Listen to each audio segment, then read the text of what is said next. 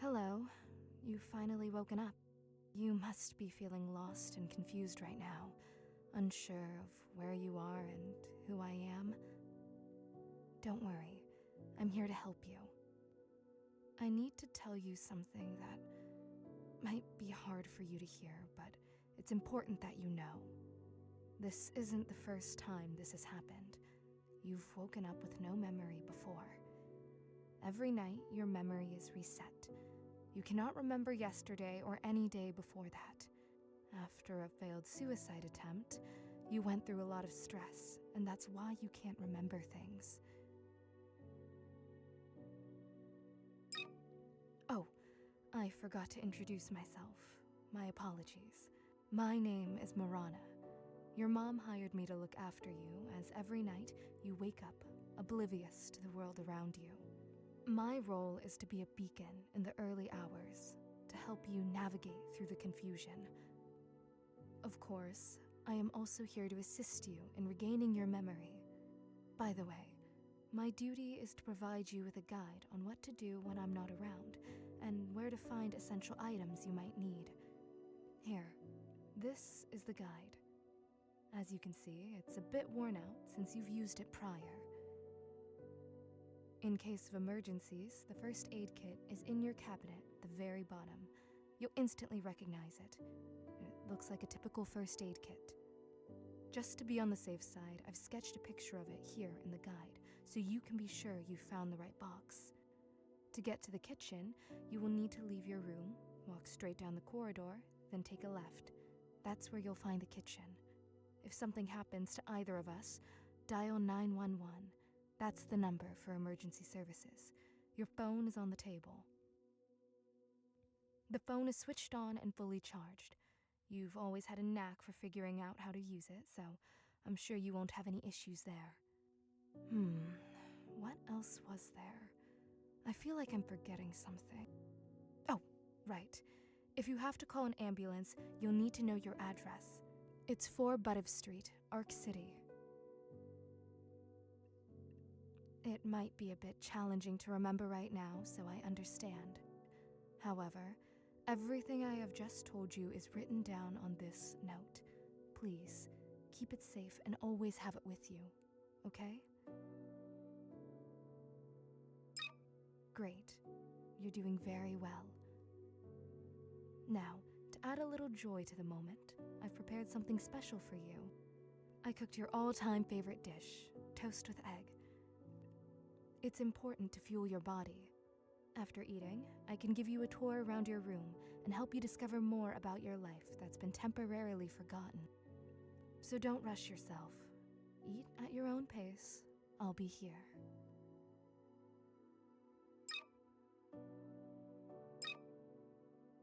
Well, since you're done with your meal, we have one more thing to do. You'll need to take these pills. They're antidepressants. They've been prescribed by a doctor to keep any panic attacks at bay. Without them, things could become difficult, and I don't want that for you.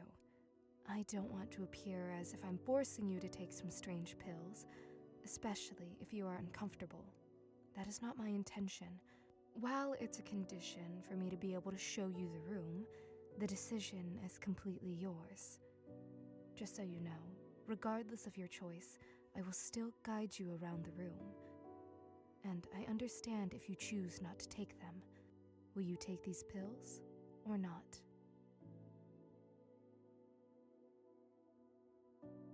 I had faith you would make the right choice.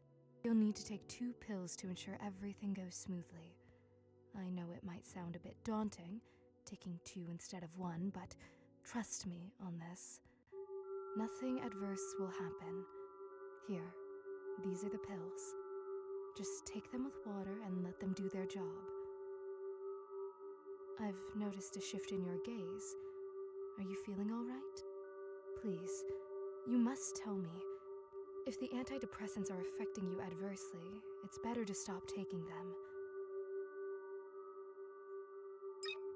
Okay then. The next thing we need to do is explore your room. However, I see that it will be difficult for you to get up, and you'll certainly need my assistance. Give me your hand so I can help you rise.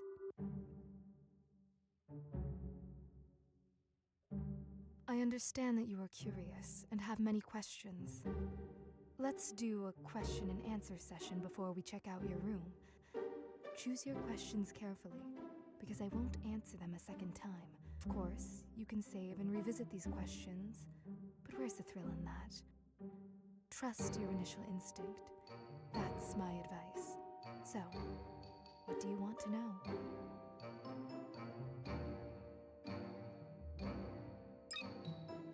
Well, I can't tell you straight away, and I can't say I fully understand you in this regard.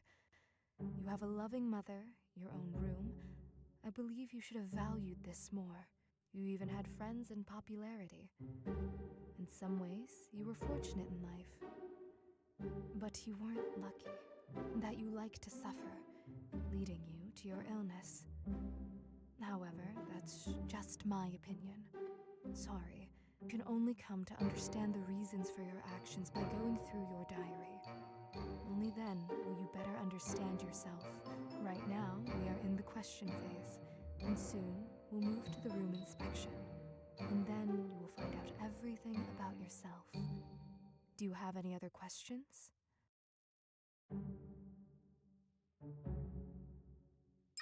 You probably wanted to ask how it all used to end. At the end, you just fall asleep again. So we'll spend the whole day here, and by lunchtime, you'll sleep. When you wake up, you will again remember nothing. But progress is made each time. Your psychiatrist says that it will end soon as you come to terms with your past. Do you have any other questions?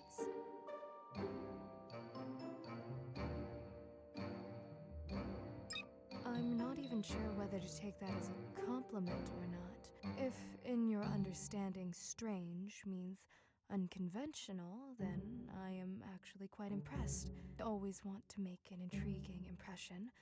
Not a pleasant one, but an interesting one.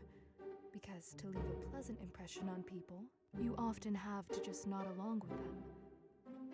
You're probably wondering about my makeup, right? I love to experiment with my face and try out different looks. So far, this is my favorite. You should enjoy life and do what you like without worrying what others think. Want to wear weird makeup? Go for it. Want to wear odd gloves? Put them on. Yes, people might give you odd looks, and yes, they might judge, but so what? People who pass you by won't remember you in 10 minutes. And I won't stress about it. Those unfortunate 2 minutes of judgment can be endured. It's true what they say. People love to talk about themselves. Sorry. Do you have any other questions?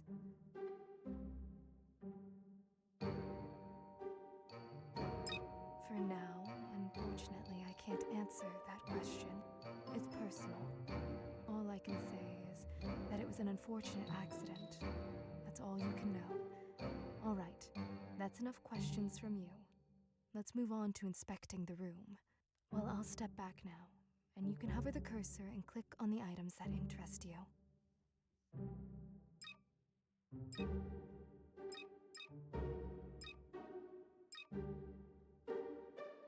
Another poster, but this one you bought when you were a bit older. You were a fan of anime, it seems? But since you were a child, you mostly watched romance. I understand you. I was the same. Only later do you realize that such things don't happen in real life. Or do they? Maybe it just hasn't happened to you yet. Don't lose hope. Anything can happen in the future, right? But that's not really important. Later, you regretted buying the poster, but you can't take it down because it would ruin the wallpapers.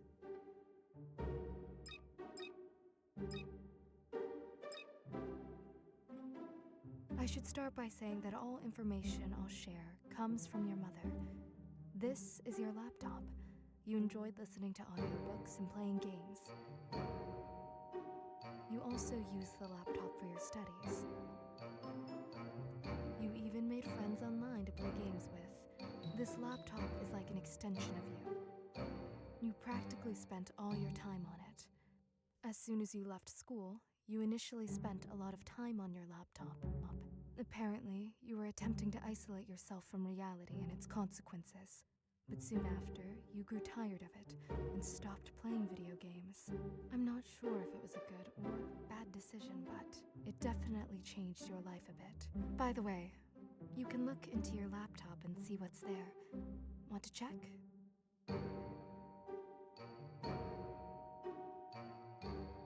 Well then, take a seat in the chair and you can take a look.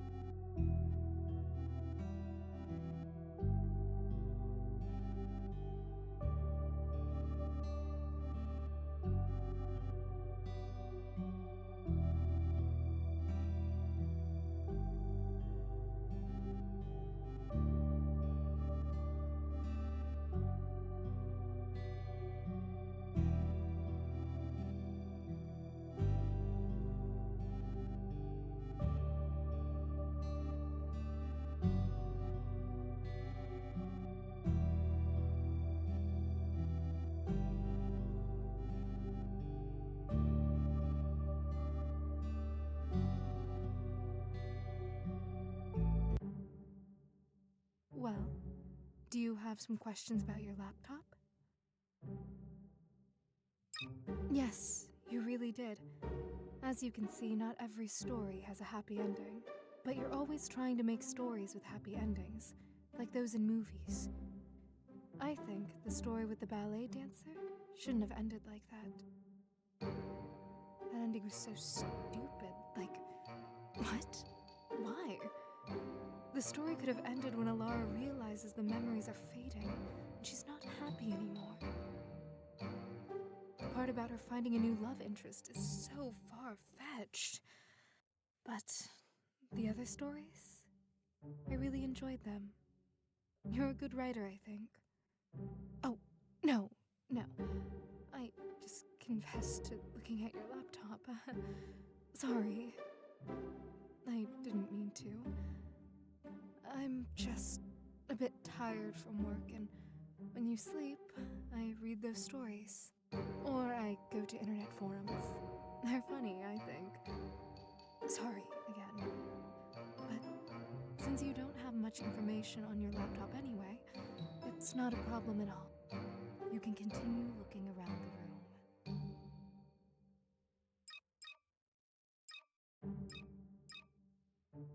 This is a poster of a rock band you liked as a child. You know, you used to buy these posters and stick them up, but later on you thought it was a bad decision.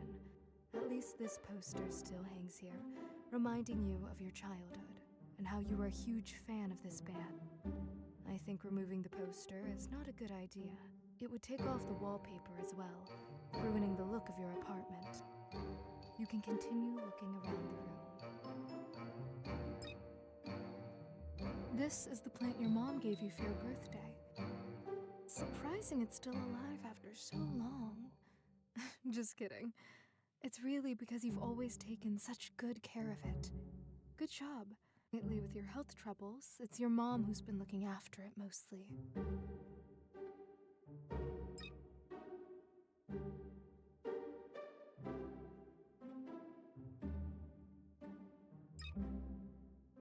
This is the coziest place on the planet. Oh god, if it were up to me, I would sleep in bed all my life. I know it's not much different from death, but I love dreaming, so death is not an option. Though who knows? Maybe we really do dream after we die. Think about it. But let's not talk about me, right? It's about you. This is the bed you sleep in. Usually, you just lie there and stare at the ceiling. As a child, it seemed you had fun glow-in-the-dark stickers that you would gaze at for a long time when you couldn't sleep.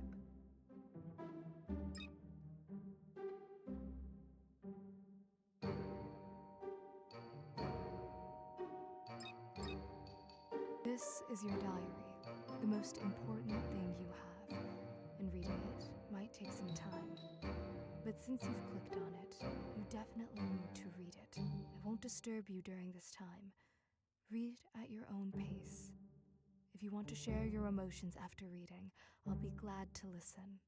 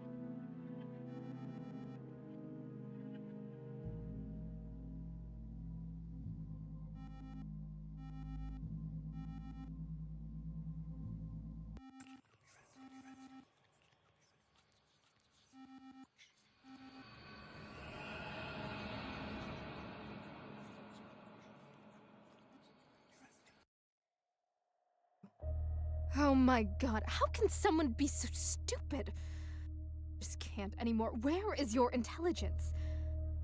How can someone be like that? Haven't you tried thinking? I am not real, and even a fool would understand that, right? Even someone who hit their head 100 times could figure that out. But the nonsense in the diary that you made up, do you really believe all that? I understand it's a very sad story, but even this sad story is made up by you. Why invent such a tragic story for yourself? For a friend and a boyfriend? You hate the truth, don't you? Well, think about it again. Truth is, you never had any friends. You didn't have a Rhea or a boyfriend either. You made them up. Just like you made me up. Practically everything you wrote in the diary is not true, but fiction. Think about it again. You write in your diary about how your boyfriend and your friend ignored the fact that you suddenly disappeared. What nonsense is that? Think if you really had friends and a boyfriend, they wouldn't know where you live? That sounds illogical. Very illogical. Damn it, illogical. Do you really think they wouldn't visit you if you suddenly disappeared? Something like, oh, my best friend disappeared without telling me anything, and I'll just do absolutely nothing. Or, yes, I love her, but she disappeared and I'll just accept it. That sounds stupid. Don't tell me you actually believe they would continue their lives with your disappearance. Even considering that you're in school and you are practically children who can't do anything in this situation, your friends or your boyfriend wouldn't abandon you. They would try to find you. Something might have happened to you. Do you understand what I mean? But unfortunately, all of this is just your imagination. No one is going to look for you. In reality, you're just a lonely girl with schizophrenia and a bunch of psychological disorders who doesn't leave her home. You've had this illness since childhood. You didn't go to kindergarten or school because of it, and your mom kept you at home. You hardly saw the sunlight in your life. Not that it's her fault. She was scared to let you out among people because you always acted strangely, and other children always laughed at you and bullied you. Your father left your family not because of some student he found, but because of you, and you know it. It's all because of you. You've gotten too caught up in your own play. I'm tired of being in it. I'm leaving. Stay by yourself and enjoy the solitude, since you love to suffer, right?